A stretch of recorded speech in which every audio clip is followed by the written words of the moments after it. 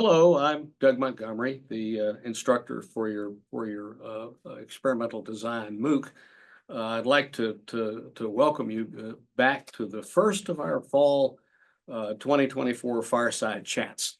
For those of you that are sort of new to the MOOC, this Fireside Chat is an event that I host on a monthly basis with a guest speaker, and the idea is that our guest presents and explores some topics and applications of experimental design that we think are going to be of interest to a lot of people.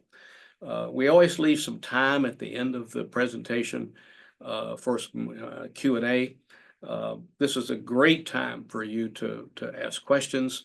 You can either be questions about the topic that the guest has talked about, or something that you've seen in the Coursera courses that you have a question about, or it could be a specific question about a situation that you're involved with an experiment. We do record these fireside chats, and if you're on Coursera, we post them in Coursera in the resources tab of your course, and we've done something like 35 of these, and so they're a really great collection of very informative presentations that you might want to explore. Okay, a little bit about how we want to run things, the etiquette for the course. Please keep your microphones muted and your cameras off, so that we don't get any crazy background noise or anything like that might interrupt the show. If you have a question, either for me or for the guest, the best way to do that is to enter that with the chat function on your Zoom menu bar. And you don't need to wait until the Q&A begins to do this. You can start inputting those questions, typing them in at any point during the session.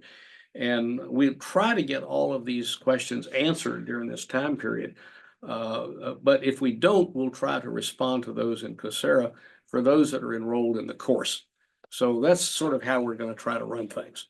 Our guest today, I'm really pleased to introduce Dr. Christine Anderson Cook.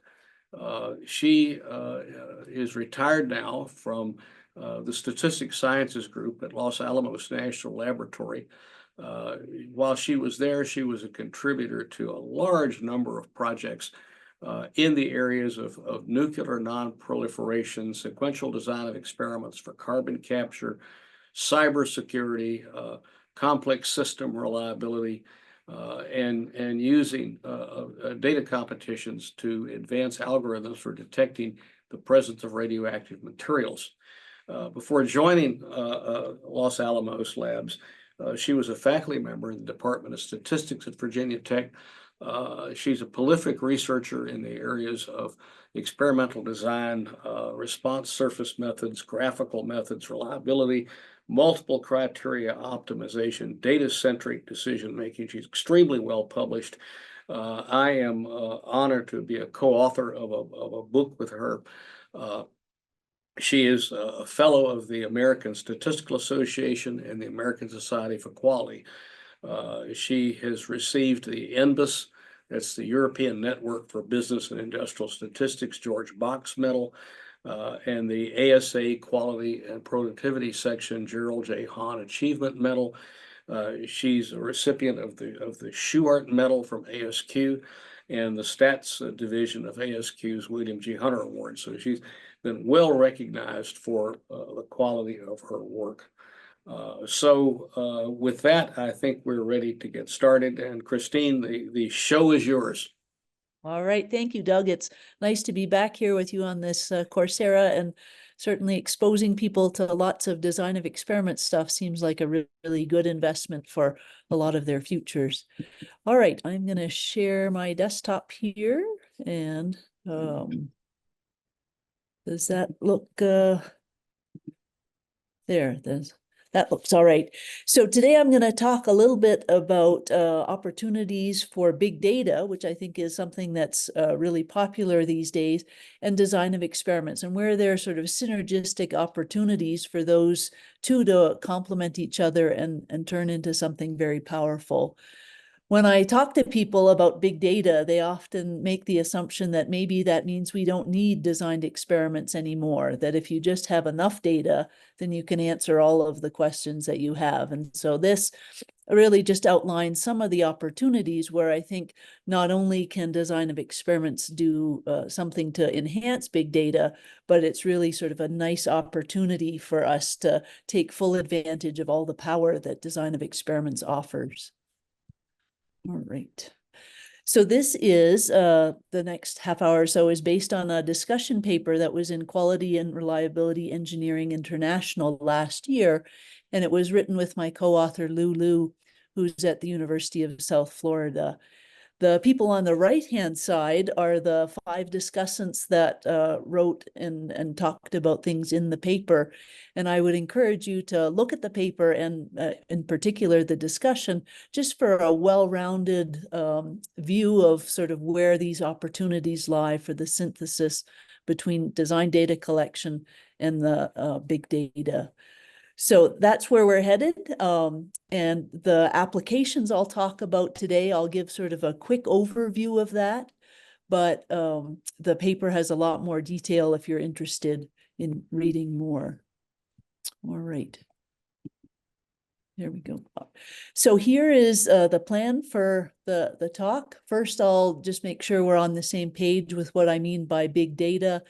And then you'll notice I don't say designed experiments or design of experiments. I talk about a slightly broader category called design data collection, and I'll define that as well. But certainly a core piece of that is design of experiments, but it also has some other pieces that I think will prove useful in this context.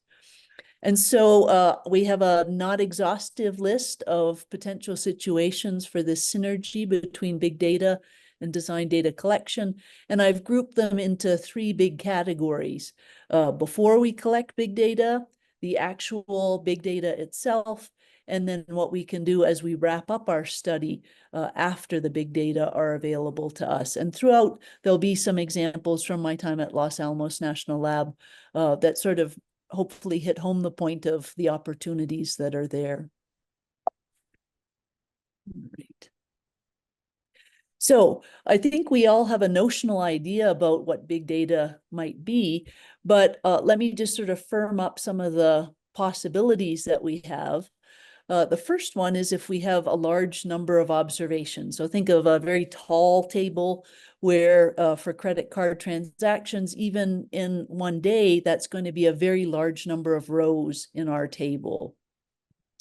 Another flavor is if we have for each observation a very large number of measurements per item. So if you think of the Human Genome Project, we may not have looked at the genome for that many people, but for each person, we have a tremendous wealth of information. And so we'll think of that as a wide table with a large number of entries for each item.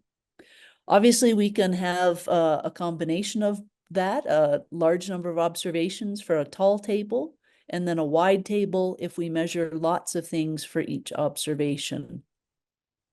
And then the data itself can come in many different flavors. So numeric and text are probably the obvious kinds of measurements that we're all familiar with. But functional data, images, these richer sources of data that we now have can also be part of what we're observing or measuring for each of the pieces in our table. I will say that big is in the eye of the beholder. What was considered a big data set 5 years ago probably is just considered moderate size now. And as computer power increases, so has our appetite for more and more data. And so I think the problems that we have seem to be accentuated as this amount of data increases. What are some of the big challenges of big data? I will say that the literature in this, the people love making everything start with the letter V, which I think is just a way to guarantee you won't remember all of the items. But the big three, as they're called, are volume, probably needs no explanation. So just organizing and manipulating the data can pose challenges all on its own. Velocity, so not only are we dealing with large amounts of data, but it can be arriving at a speed that really poses some challenges. And in one of the examples, I'll talk about that, where we have to make some strategic choices about just how to cope with the volume of data that's arriving. And then I've hinted at this with the different kinds of data, but a lot of times there's just many different kinds, and they may be arriving measured at different frequencies. So how do we combine an hourly measurement with a different kind of measurement that's coming in multiple times a second? So there's some of the decisions that need to be made about how to cope with different frequencies of measurement. And then a lot more V's. The first four of these are just things that we cope with any data collection exercise. So we're concerned about quality and accuracy and precision. Is it relevant to the study that we have, or is it just data that is available but not particularly suitable for our study? And then venue is a bit more about big data. We may be getting data that's stored in different locations, and so that synthesizing may take some effort on our part to get them to be in the same location in the right way. I think there have been some papers written about what we need to be successful in big data, and I would say there's four different aspects that we need to think about. The first, we need a good data manager on our team, someone who can just make sure that the data that we receive is ready for the next step of analysis. So cleaning and storage, that's an important component to make everything else possible. We're going to need some statistical expertise if we're going to change the data into information that can answer questions for us. That typically involves modeling. And then we have issues of variation and uncertainty. So how reproducible are our results, and how certain are we about what we're seeing in terms of patterns? We need engineering problem-solving skills. So a lot of times these complex problems can't be solved with a single analysis or a single tool. So how do we figure out what the strategy is for putting together those tools to be able to solve the problem that we need? And then the last one, perhaps is a term you might not have heard of before, an analytics translator. And so this is taking the data or information that we have and making it appropriate for interpretation in the context of our business values. So how do we sort of think about what the results are telling us in terms of an actionable item that actually helps the bottom line of our business? And so you can imagine that it's very unlikely that a single individual is going to have all of these skills. And so the efforts we tackle as part of a team. And so I think these four components will be important to have representation of them on any team that we tackle. Okay, design data collection. I said it's sort of the big sister of designed experiments. So designed experiments, I would say, are at the heart of design data collection. And that can be either model-based, so response surface modeling kinds of techniques, the things that you're learning about with Doug in these courses. And also space filling designs. Those are for situations where maybe we're less sure about what we can assume about an underlying model, and we want to explore the space just by putting observations throughout the input space of interest. Another flavor of design data collection is sequential experiments. So here, think about a series of often smaller experiments where we go through a progression of different objectives. So this sequence that I have in the center of the slide, we start with a pilot study, so feasibility. Can we actually do what we want to do? Then we explore the input space that we've declared. Once we understand it a little bit, we want to capture that knowledge with a model, so building and refining that model. And then we want to use the model to optimize, to find where the best operating conditions might be. And then confirmation, we want to take that knowledge and make sure that it translates into the production environment or where we're actually going to implement the solution. So that sequence, I think, occurs in a lot of different studies. But if we tackle each of those objectives one at a time with a strategic experiment, a lot of times that sort of keeps us organized and make sure that we stay on track. The last flavor is sampling. So we have this large quantity of data. Can we choose a strategic subset of that that makes our analysis better, that sort of is a good representation of the overall data set? And so that's also under this umbrella of design data collection.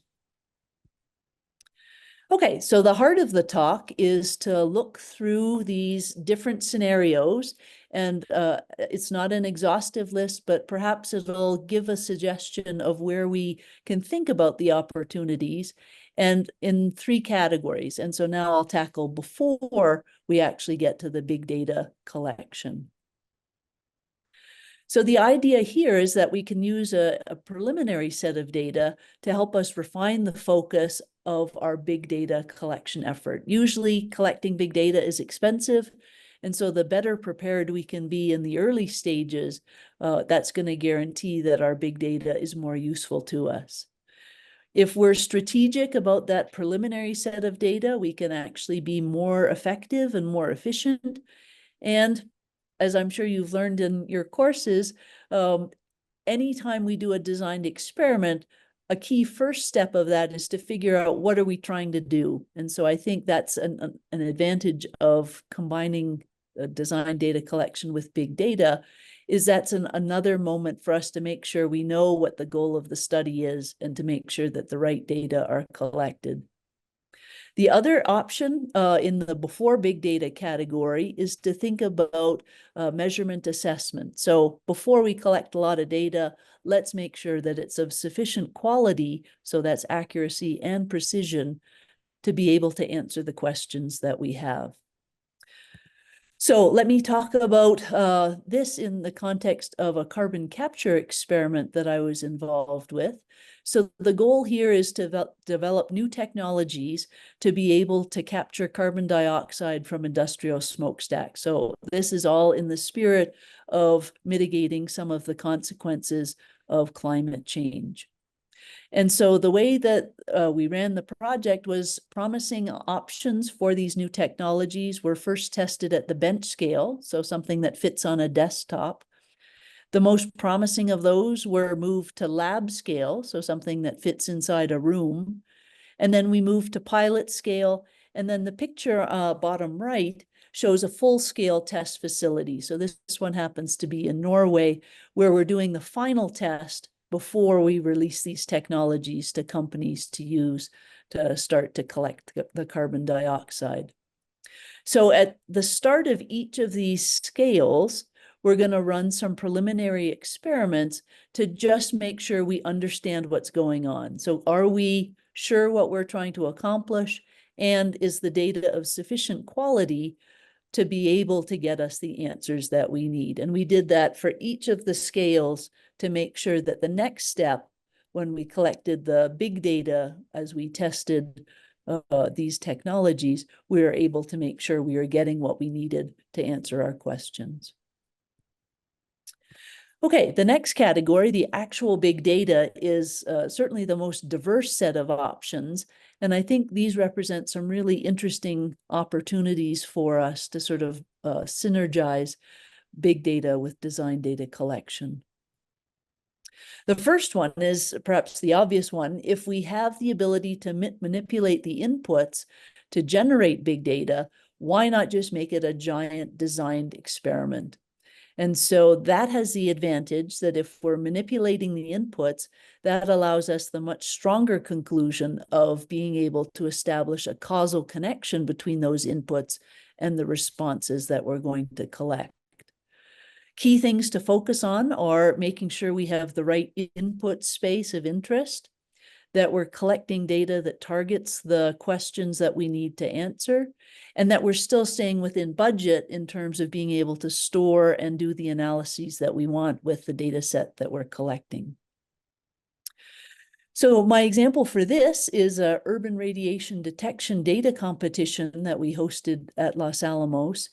And so the idea here is that we're looking for an adversary who is trying to plant a dirty bomb in an environment with a big impact. So think of the Super Bowl. There would be people with detectors looking for radiation in that noisy environment outside of or inside of the stadium that we're looking for. And the algorithms take the raw data that comes from a radiation detector, like the yellow box on the right-hand side, and they're looking to see if they can detect radiation, can they identify what kind of radiation it is, and then locate where it is located in that environment. And so we ran a data competition on Top Coder, a competitor to Kaggle. And so we needed to generate realistic data. So it was synthesized data. We couldn't go around and plant radioactive material into an urban environment. And so this was generated data, and it was going to be the biggest experiment that I've ever been associated with. So 26,000 runs were going to be created to cover the range of conditions that we needed to explore. Oak Ridge National Laboratory designed a version of a street that we were able to embed different sources onto. And we were able to manipulate the background environment for this through natural levels of potassium, uranium, and thorium, the KUTH there, to mimic conditions that we see across the United States. So radiation levels in the Northwest are different than what they appear in the Southeast. And so we wanted to be able to use these algorithms anywhere in the US. And we hosted 2 competitions in 2018 and 2019. And we wanted to see what these competitors could generate in terms of algorithms, in terms of our criteria of detecting, identifying, and locating the sources. Here are the set of inputs that we were manipulating. So we had 82 parameters to change the background. We had different sources. So we were interested in 6 different sources, ranging from weapon grade materials, what we're really interested in. But if someone's getting a radiation treatment for a medical condition, we don't want the same response as if someone has a plutonium bomb. We had different amounts of the material, and then we could manipulate the speed that the detector moved through our urban environment. And so this was the scenario that we were looking at for our data competition. Here's one snapshot of one piece of that overall experiment. So we used non-uniform space filling designs. So this is a space filling design, but you can see by the color of the dots that the intensity or the spread of the points differs in different regions of our input space. So on the x-axis, we have the speed that the detector is moving.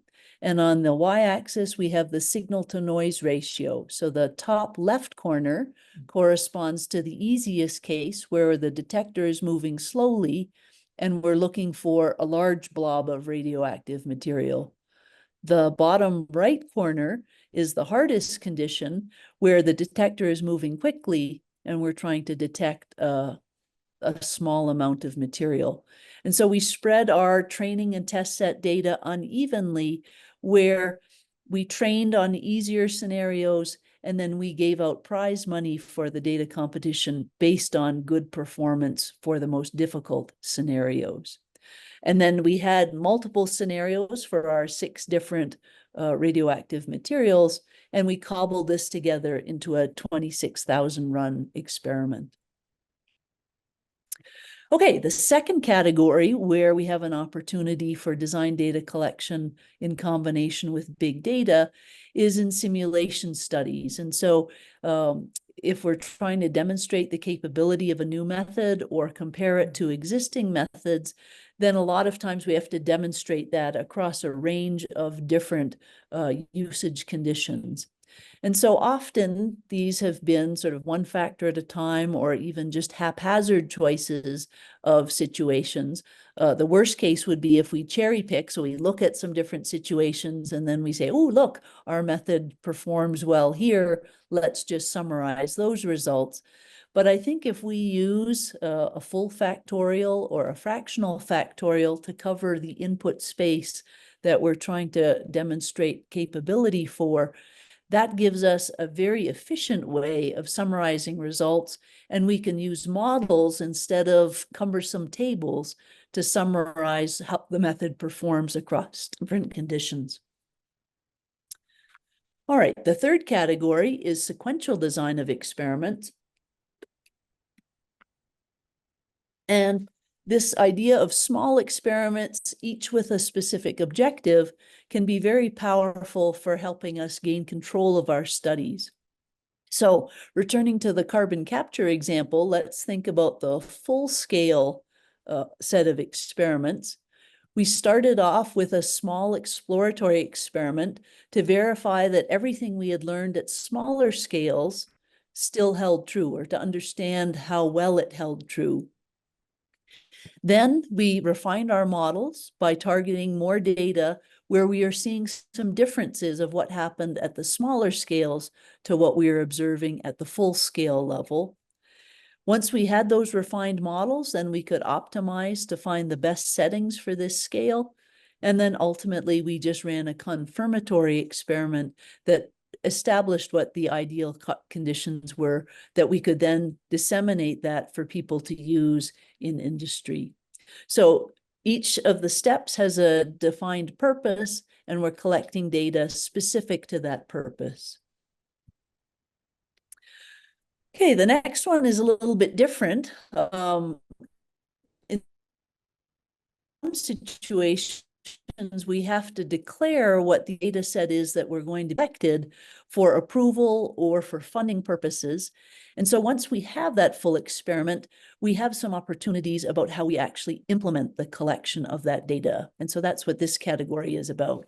So we know what the overall data set is before we start collecting data, but a lot of times we're going to be collecting data over an extended period of time. And so the idea here is, let's be intentional about which data we collect first so that we can get some partial answers and make sure that we're on the right track. So we take the original design, which is optimal for the big purpose that we have for our experiment, and then we break it into blocks that address different sub-goals, and we can get some early answers. And then we randomize within each of those blocks.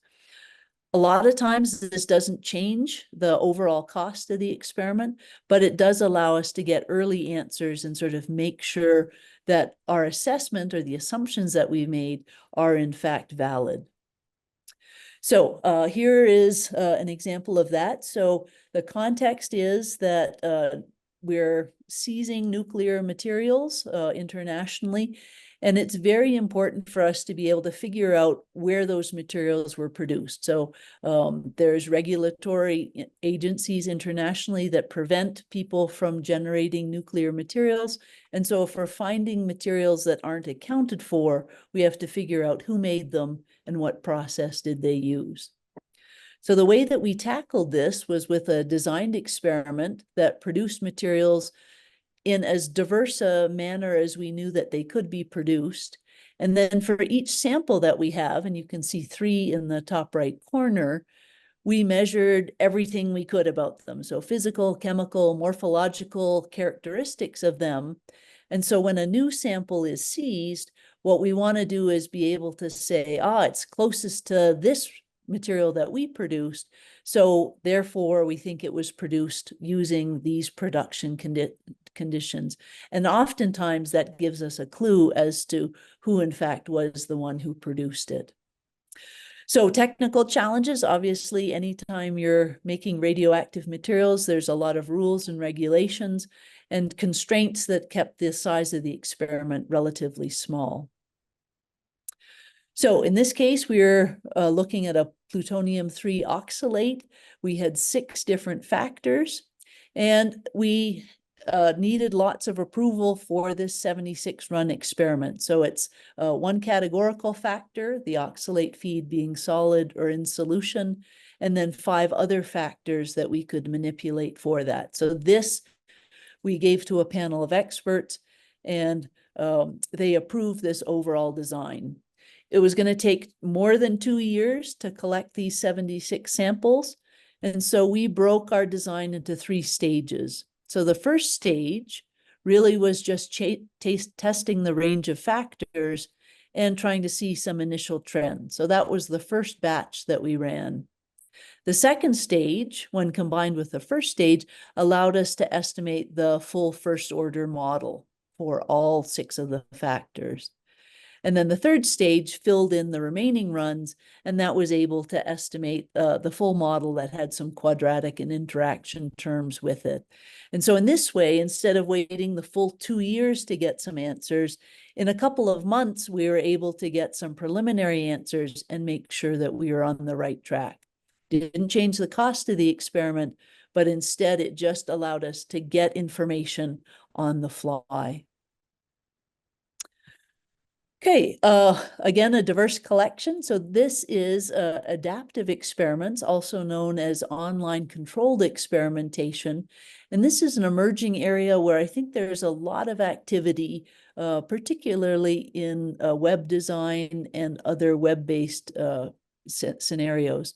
So the scenario is that we have large volumes of data possible, but a lot of times the effect that we're looking for is quite small. And so we're trying to balance understanding the situation, so exploration, but also as we learn things, we want to adapt and sort of take into account that and send our customers or our experimental units to the more promising condition. So here is the simplest case where we have 2 situations or 2 cases, A and B. We initially believe that they're equally good. And so as we collect information and we see a positive outcome, here denoted by a green outcome, then that says we now believe that condition A is slightly better than B. And so we want to send more units to that A condition. And so as we collect data, every time that we see a positive outcome, we keep adapting our sampling and sending more and more units to the most promising of the conditions. And you can see that I'm sending more and more units to condition A until I have enough information to realize that condition A is in fact the better of the 2, and then I send all of the units there. So that's this balance of exploration and exploitation. So that again is a very simple scenario. And Larson et al., a paper that they published last year, sort of talks about the breadth of possibilities for this, and also what a huge opportunity there is for design of experiments as we statisticians know it, to help evolve this discipline and take maximum advantage of what we've already discovered in a production environment or other design of experiment scenarios. Okay, now it's switching to 2 sampling opportunities. So sampling to downsize for big data. And so why we might want to do this is if working with the entire data set is unmanageable, or if we're interested in doing separate analyses at different moments in time and looking for consistency of results, it may be strategic to just look at a subset of the data for our analysis. And the opportunity really comes that many data sets have a big uninteresting portion and then a small interesting fraction. And so that's the opportunity for us to be able to focus on that discrepancy and choose our samples to reflect what we need from that. So I'll talk about it in terms of network traffic. So you can certainly picture, if we look at what happens on an internet network, there's a lot of checking of emails and browsing web pages. And so that may not be that interesting to us, but it represents a significant fraction of the activity. And so there's 2 possible goals. One, we may just want to characterize what's happening in the network. And so then representative sampling is going to be the right approach. Or we may be interested in that small interesting subset. And so there we want to use some importance sampling or prioritizing that interesting subset.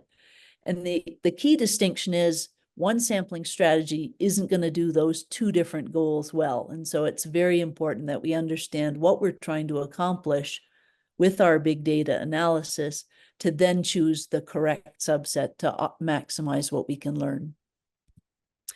The last case is where velocity is really eating our lunch, and we need to be able to manage and store the data with some strategic upfront analysis. So if we can't keep up with the volume and the velocity, we may not even be able to store all of the data. And so here, we may be doing a triage of the data and dividing it into a subset of interesting, let's keep it, and not so interesting, don't keep it categories. And so this, I think, is quite a cool application from the Very Large Array here in New Mexico. So we're listening to cosmic noise and trying to detect some of the interesting features that we see there. So it's 27 radio antennas that are simultaneously gathering a lot of data from their section of the sky. And our goal is to divide the data into 3 categories. So 3% we look at and say, yep, it's definitely interesting, let's save it. 90% of it is just typical cosmic noise, and we're willing to throw that out. And then we have this third category of, well, it's not quite trash, and we're not sure that it's good, so let's do some other analysis later to make a final determination. And so we've got to be able to do that, throwing it into 3 bins in real time, because we're only able to store about 12% of the data. So in order to keep up, we've got to be doing this triage to make decisions in real time. Okay, the last category, after we've collected the big data, just has 2 different pieces in it. The first one is validating what we've learned from the big data. So many times our big data are observational. And so what we want to do is use design of experiments to validate those results and establish causality. So imagine that we're looking at historical data from a factory production line.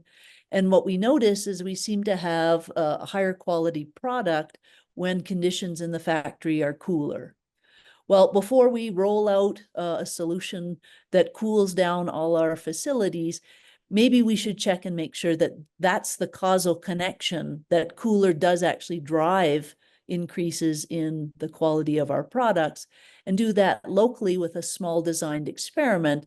And then we can roll out our solution more broadly with more confidence and avoiding costly mistakes. The last one is many times we inherit legacy big data, and it's not quite right for our purposes. In other words, it's helpful, but it's not the full answer. And so sometimes we can augment with a designed experiment that sort of fills in the gaps that our historical data have left.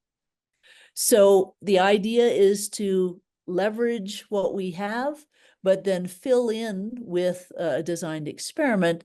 And that's much cheaper than starting from scratch with an entire big designed experiment, but it can have the opportunity for a better answer than big data alone. And so we're back to our urban radiation detection data competition. After the competition ended, there was some interest in a new type of shielding. So putting the radioactive material into a different kind of shielding, how well would we be able to detect that? The competition is closed. It was a very expensive competition, but what we were able to do is create a small additional experiment that focused on this new shielding, but ran across the other input conditions that we had, and then see how it performed on the algorithms, or the algorithms performed on them. So when we presented these conclusions, we needed some caveats. Obviously, it's a different testing environment than when the competitors could actually adapt their algorithms to the shielding in the original competition, but it still gave us some partial answers that were quite helpful. Okay, in case we think that big data will in fact replace the need for experimentation, there's always going to be situations where small data strategically collected is going to be the most sensible thing. If we need to establish causality, or if we want to maximize our interpretability of what we're seeing, then designed experiments are going to be the right thing. And there's going to be lots of cases where just our resources won't allow us to collect a lot of data. So a high cost per observation, or if things are very time and labor intensive. In the LANL environment, there's a lot of safety constraints. And so a small strategic data set often is the way to go. Okay, both big data and design data collection are here to stay. And hopefully this talk has given you some ideas about where there's opportunities for the two of them to complement each other in different ways. I think it's key to think about the 4 different aspects that we need for a successful team for our big data project. And I think the last message is it's really important to collaborate with our subject matter experts, because they can be a huge accelerant for us to really make sure that we're learning the maximum possible that we can from our big data or from our designed experiments. The last slide is just some references. So the first one is that Quality and Reliability Engineering International paper that has more details about everything I've talked about. And then 2 through 10 are just other papers that I mentioned in passing on some of the slides. And Doug will have a copy of these slides that we're certainly happy to distribute to anyone who's interested. So thank you. Christine, thank you very much for an extremely entertaining and I think timely talk. You hit on a lot of really important themes that really resonate with me. I professionally live in a school that combines our industrial engineering program with a computer science program, and I've tried very hard to convince more and more of my computer science colleagues to send their students that are interested in data mining and big data to my experimental design class.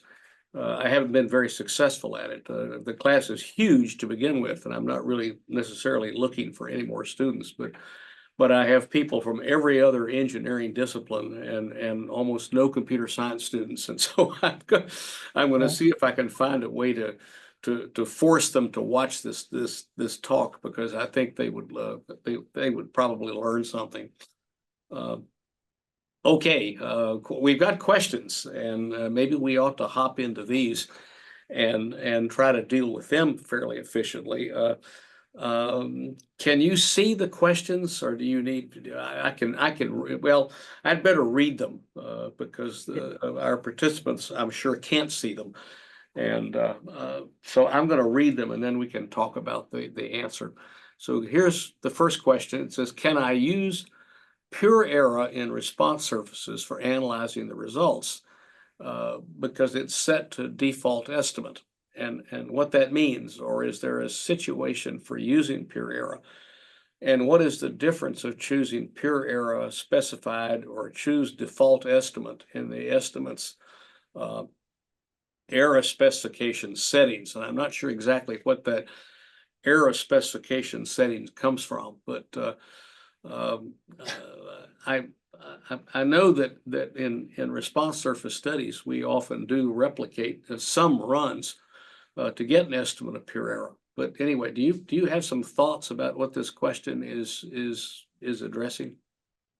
Well, so I think pure error always feels like it's, if it's available, it's sort of a really good opportunity to just take stock of, when you think everything is the same, how consistent are the results. So if it's possible, that seems like it's the ideal choice of what to use for analyzing things.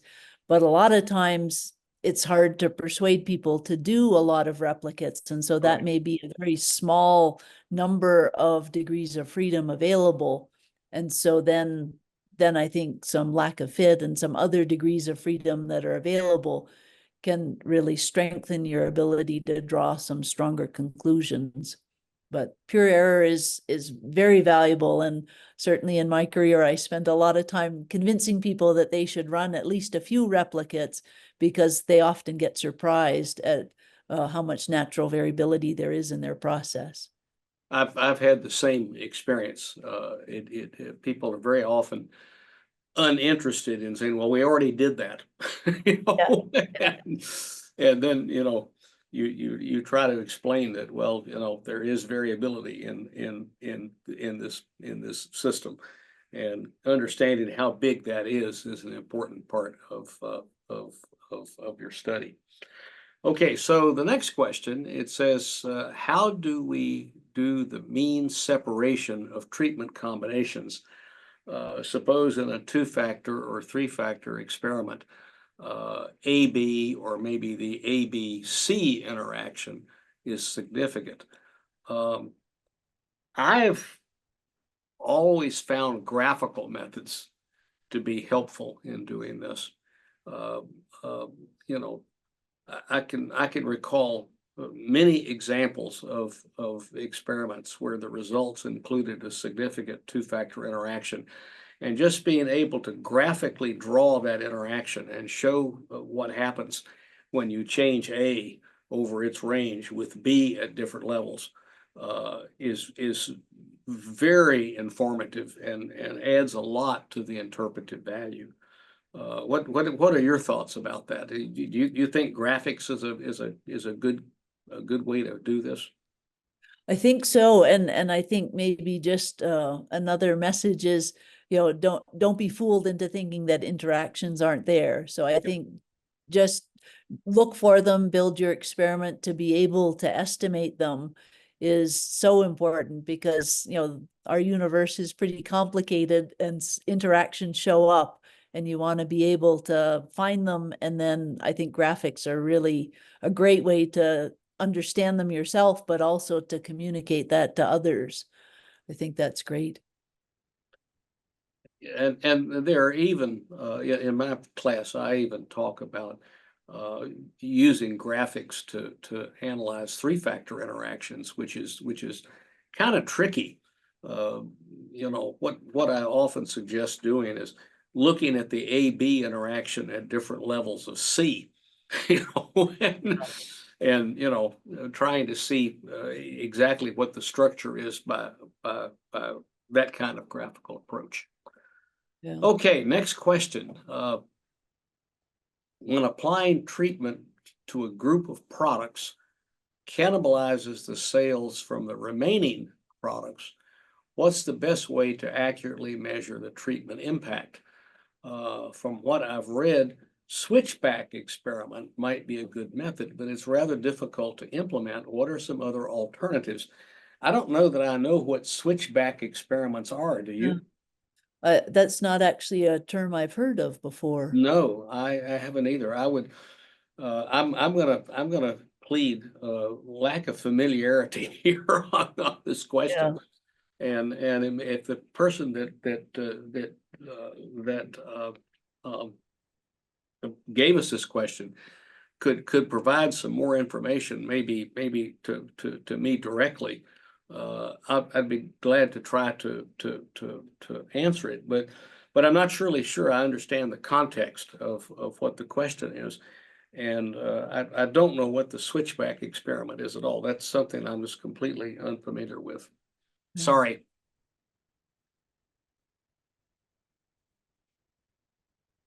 Okay, good question. What role does artificial intelligence play in the intersection of big data and the design of experiments? Oh, I think this is a great question. We don't need any more questions. That'll fill the rest of the time. Yeah, right. We could go on forever about this. Well, one of the things that I've been involved with a bit is how reliable is the results that you get from artificial intelligence. You know, if you prompt your large language model 50 times with the same prompt. Do you get the same answer every time? You know, and how reliable is the answer? Do you get the right answer every time? And how do you go about structuring the prompts to be sure that you get the best results repeatedly? This is kind of an experimental design question. And I think there's a lot of opportunity to use designed experiments to evaluate the way that you use artificial intelligence, you know, these large language models that are starting to become really very, very widely used.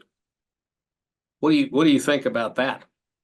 So I absolutely think there's a huge opportunity for right now. We have like a wealth of different AI tools that keep appearing, and you wonder what sort of assessment has been done of like how broadly have they been tested. And so design of experiments feels like a real opportunity. I guess I'll turn the question on its head a little bit. And so if artificial intelligence, which I think of as just a very rich set of models for extracting information from the data, if they're relying on data that's poor quality or not relevant, right? So that's again back to big data and where did that data come from and how trustworthy is it? You could have the most powerful AI tool out there, but if it's using data that's not of sufficient quality, you know, there's no way it can magically produce sort of the answer that you need. And so I think, to me, big data is step one. The modeling of that probably involves some AI tools these days, but I think questioning the origins of the data on which the decisions and modeling are made is often a step I think that we gloss over, and that feels very dangerous. And that's where I think design of experiments is this wonderful grounding that it's, you know, we've intentionally collected a designed experiment set of data. And so that in itself is sort of the pure gold that can be used to calibrate some of these AI results that we're getting. To see, you know, is the data good? Is the model good? Let's do that on some sort of scale where we know the data because we are so intentional about collecting it. You're getting at some really important ideas. What data did you train your AI tool on? How much of that data did you use? These are all questions that should be studied as you develop and implement and deploy the AI tool. This is sort of in the general category of what I call operational testing. Before you deploy any system of any significance, operational testing of that system is crucial to how successful it's going to be and how effective it's going to be in its intended purpose. I've been involved in operational testing in a lot of different environments, particularly in the military, because the DoD has to do operational they're mandated to do operational testing on new systems. And you know, a good bit of my research over the years has been devoted to developing methods for doing operational testing of these complex systems. And so much of that applies to developing and implementing these AI tools, I think. Yeah. And I think it's important to think about the consequence of getting it wrong, right? So in DoD applications, very high consequence if you haven't done the operational testing well. But if you're using it to generate a paragraph to explain a concept, you know, it's a much more forgiving environment if they don't get it right, or if it needs several attempts to get it right. And so I think the notion of consequence should be part of our evaluation to make sure that we're testing sufficiently when it's a high consequence problem. I couldn't agree more.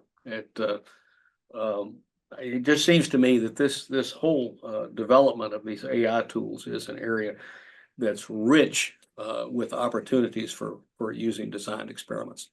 Yeah. Okay, do we have any more questions in the pile? I don't think we do. We may be approaching. Well, we're basically approaching the end of our allotted time anyway. But I want to thank you, Christine, very much for agreeing to come back as a repeat guest. You've done this now, what, 3 times? So I think so, yes, yeah. yeah, and I greatly appreciate this, and we do have more upcoming guests for September, October, and November, and we will be getting announcements out about the dates and the guests that we have queued up for the forthcoming fireside chats. And so with that, I suppose we can end for today. And I want to thank everybody for coming, and I thank all of our visitors that have signed in. And we hope that you'll come back again and that you're finding this interesting. Thanks again.